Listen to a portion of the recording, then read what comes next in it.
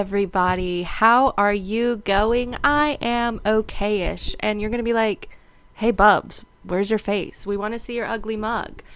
And unfortunately, I'm not feeling myself. Like, I think that I'm not the only YouTuber who's gone through this, where you're not vibing with your face and you don't want to edit this and have to look at your face the whole time.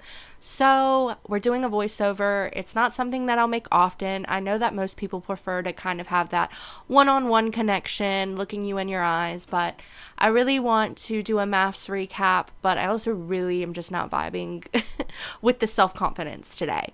So with that said, let's get into Maths episode 8. All right, let's hop straight in. Now we start off with Beck and Danny. Now, if you remember in the previous episodes, Beck and Danny were like struggling with like their sexual connection. Danny really just wasn't vibing, and he kind of stood by that he wasn't vibing when it came to intimacy. But then Beck had like a massive breakdown about it, which I don't really blame her for, because it's something that is so personal, but yet something you can't change at all. And it starts off with them admitting that they had the other night after she like broke down and cried. Like, he kind of insinuated that he felt bad for her. And it was just weird. It was giving this weird white knight energy. Like he liked the fact that she was crying. Like, he was like, oh, here's someone I can save, you know? It was just all a bit strange for my taste. And I just don't think that intimacy, a strong intimate relationship, starts with sleeping with them out of sorrow. That's what I needed. I needed that orgasm. A couple of orgasms, actually. It jumps to Alyssa and David, and we figure out that they have been having cooter time. They have been having intimacy, and it went great. Like, they're happy, they're fun, they're fresh, they're really, really good.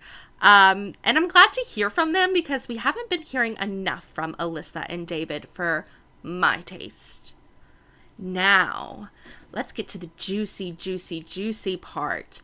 So, last episode, Luke decided he needed some space from Mel, right? So he goes and he goes to Mel. I need space. I need time. Like, just away from it all, because I'm feeling super insecure. I don't know how to fix this. I don't even know what really I've done wrong. I know I was late to the wedding. I know, but I've tried everything to fix it, and you're not letting me in, and it's just super awkward. So Luke goes, to a different he goes to stay with a mate. Well, okay, that night, Luke's sister is posting about Mel. She's posting about Mel, how Mel is rude, that she takes Luke for granted, and that she has a resting bitch face. I don't agree with the resting bitch face thing, because that's not a crime. I have a resting bitch face, so I got to take up for Mel there. But everything else, Mel's like, I feel like I'm being bullied, but is it bullying if it's true?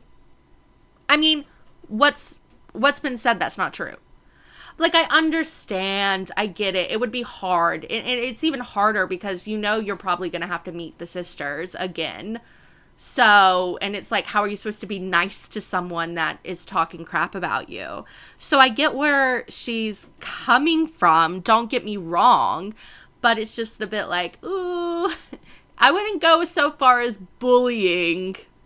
Mel asked Luke to come and have a chat with her. And you can tell that Luke is like shitting himself. Like, he knows what's about to happen.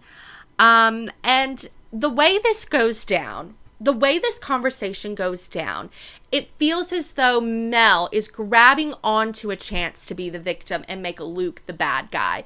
Like, she starts saying that he didn't even try very hard, and he didn't do this, and he didn't do that. And I'm just like, girl, okay, let's bring it down a notch. And at the same time, Luke should be able to talk to his sisters and confide in them without being like, scolded for it. The sisters just shouldn't have said anything, because now Luke is probably afraid to just talk to anybody about Mel. But I don't think Luke should be punished for, confessing Mel's bad behavior and getting it off his chest. Like, Mel was definitely Mel was definitely, she said, here is how I make myself look like Rapunzel. Here is how I look like the victim. Be right there. But do you think you were trying hard this week? Because you made my life hell. You know how it feels to feel isolated, because I did that to you on the honeymoon, and I know I did. But that's what you did to me this week. Oh, wow. I've not come back here to get into, like, I've already had so much anxiety about coming back here because the way you've treated me in this whole experiment has been horrible. Here is where I lay stabbed in the back. And it's like, okay, bring it down just a notch, honey. Are going to play this game called red flag, green flag. Okay, we're playing red flag, green flag, right? And it's where all the girls are going to get together and have a kiki, and all the guys are going to get together and have a kiki.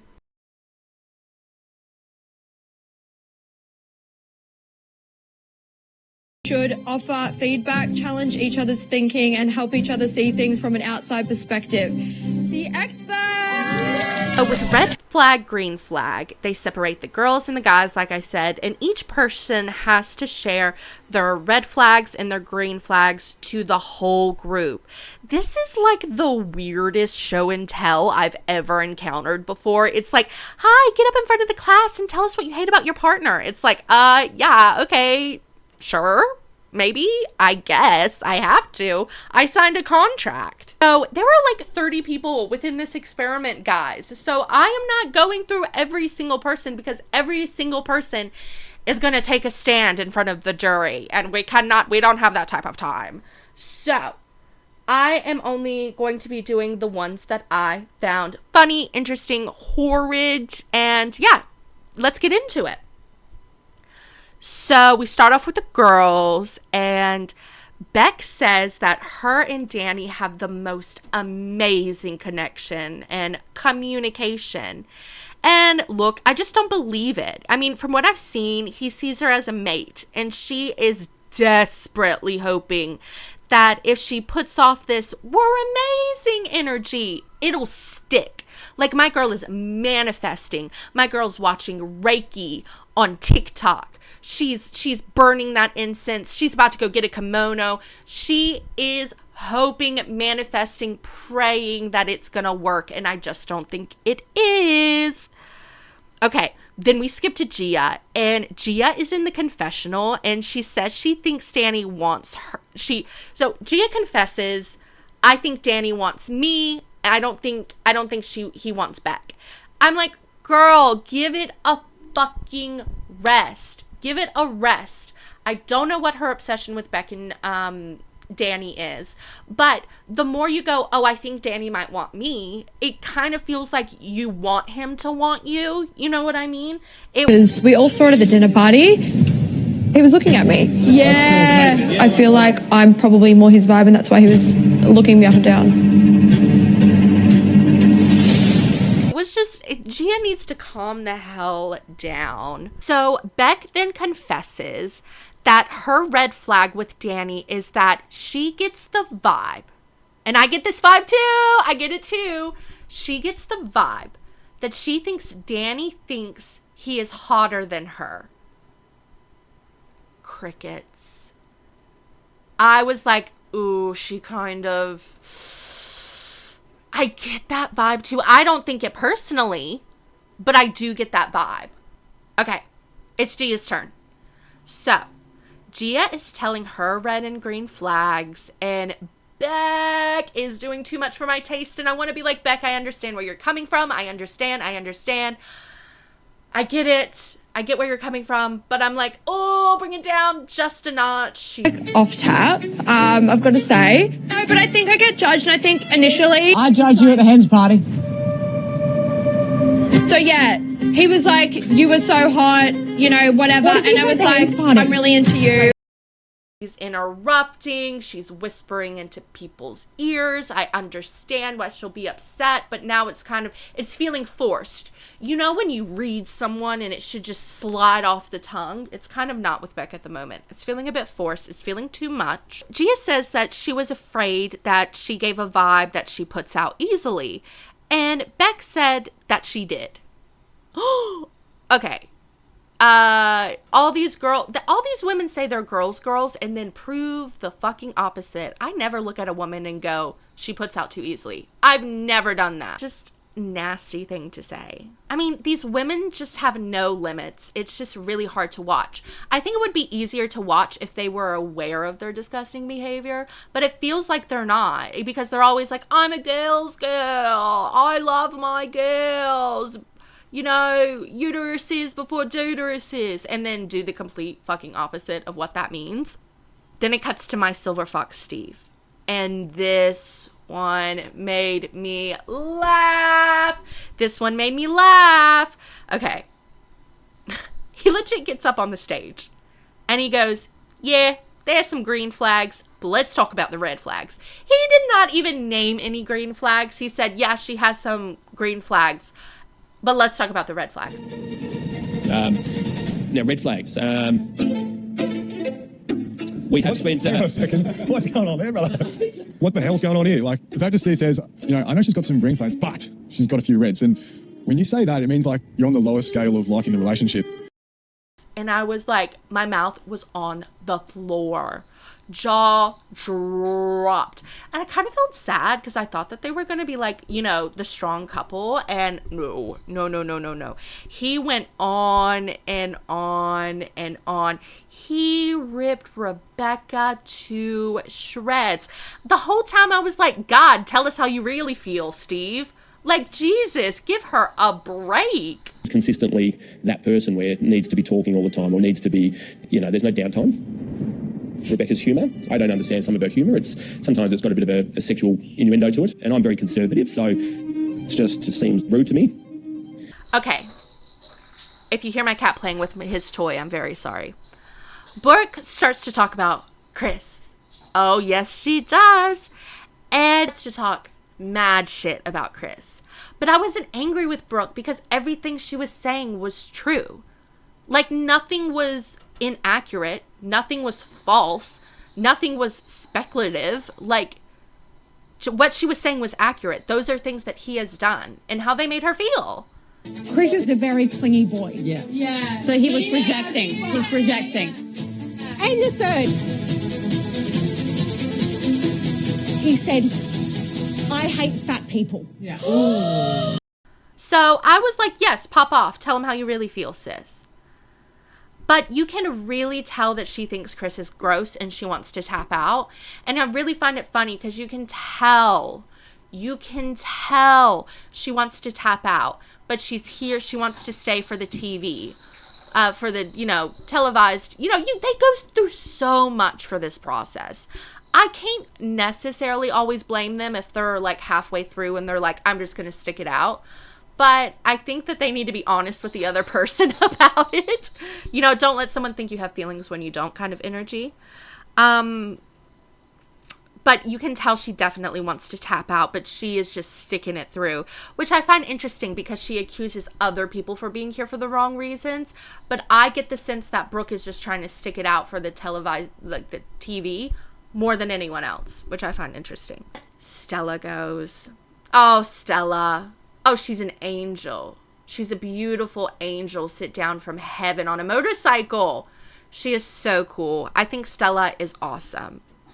So Stella goes up, and look, her and Philip have a great relationship so far. Like, look, they're like that 1%er where every episode, like, you kind of barely hear from them because I think the producers are sick of walking in on them like humping like bunnies.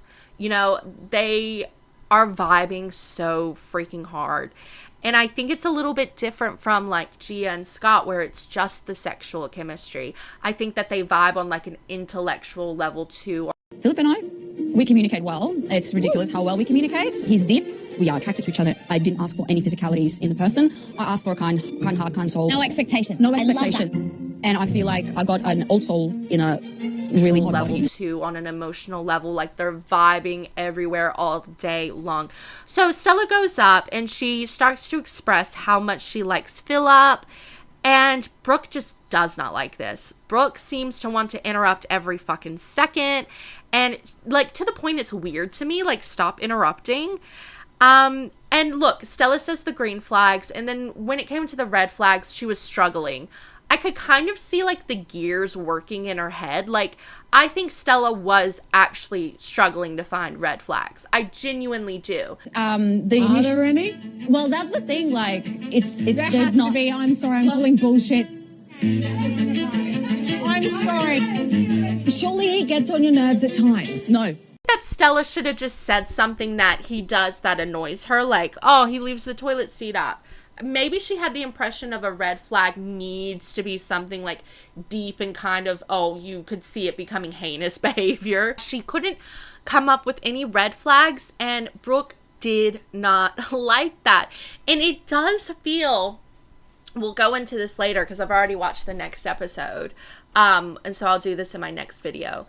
But Stella will accuse her of hating her happiness. And it does feel that way. And I'm not 100% sure if that's what's happening. I think what is happening is that people, I said to my partner, because I was watching it with Crossy, and I said to him, I said, do you kind of feel like people are jealous of a person, but they can't see that within themselves? When they feel that anger, when they feel that annoyance, they are not emotionally nuanced enough to say, I am jealous of this person. Like, it's something that is not, you know, subconscious. And I think that's what's happening with Gia and Brooke and Stella and Alyssa. Alyssa will come into the fold. I think that's kind of what is happening, is where there is some jealousy there. There is some competition there.